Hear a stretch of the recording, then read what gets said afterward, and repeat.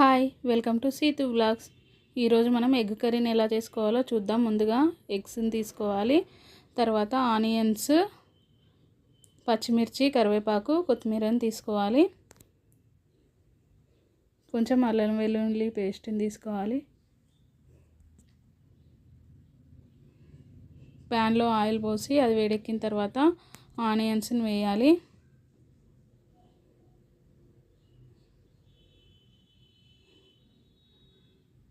Onions వేసిన తర్వాత ఒకసారి కలుపుకొని కాసేపు మగ్గనివ్వాలి. ఇక్కడ ఆనియన్స్ అనేది బ్రౌన్ కలర్ వచ్చే వరకు వేపుకోవాలి, లేదంటే అవి ఆనియన్స్ అనేది పచ్చి పచ్చిగా వస్తూ ఉంటాయి. పచ్చిమిర్చిని యాడ్ చేయాలి ఇందులో.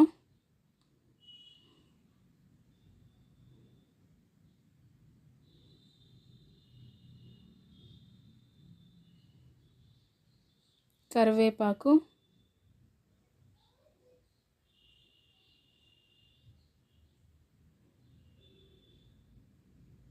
ఒకసారి కలుపుకోవాలి. ఆనియన్స్ ఇలా కలర్ చేంజ్ అవుతుంటాయి. ఇలా కలర్ వచ్చిన తర్వాత దీంట్లో అల్లం వెల్లుల్లి పేస్ట్ని వేయాలి.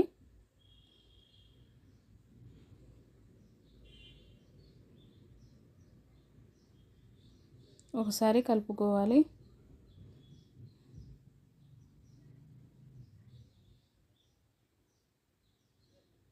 పసుపును యాడ్ చేసుకోవాలి.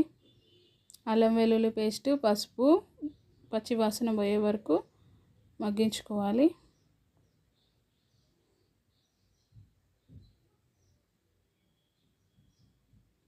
ఇలా అయిన తర్వాత ఒకసారి కలుపుకోవాలి. దీంట్లో కారంని యాడ్ చేసుకోవాలి. నేను ఇక్కడ 3 టేబుల్ స్పూన్స్ కారం వేసాను. సాల్ట్ని కూడా యాడ్ చేసుకోవాలి. మొత్తాన్ని ఒకసారి కలుపుకోవాలి.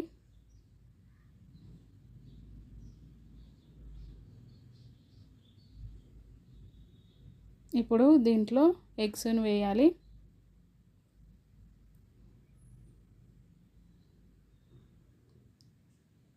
మీకు గనక మా వీడియో నచ్చినట్లయితే ప్లీజ్ లైక్ చేయండి, షేర్ చేయండి, సబ్స్క్రైబ్ చేసుకోండి.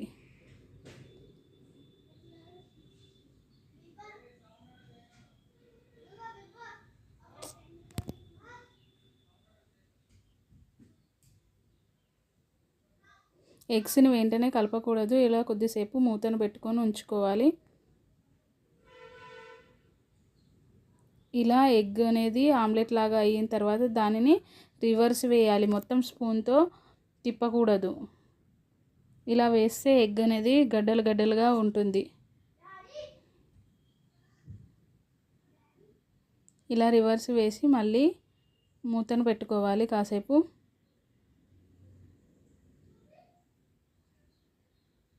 కొద్దిసేపటి తర్వాత కర్రీ అనేది ఇలా రెడీ అవుతుంది.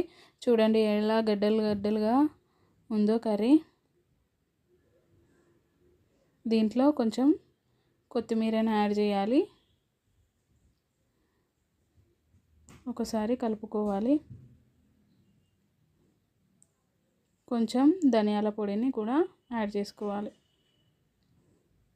ఇంతే, tasty tasty egg curry ready. ఇది చపాతీలోకి కానీ రైస్లోకి కానీ చాలా బాగుంటుంది. ఒకసారి ట్రై చేసి చూడండి.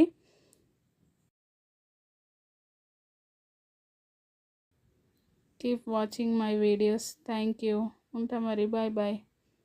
చూడండి వేడి వేడి టేస్టీ టేస్టీ ఎగ్ ఫ్రై. మేమైతే దీన్ని చపాతీలోకి తిన్నాము. మీరు కూడా ఒకసారి ట్రై చేసి చూడండి. Thank you. Bye bye.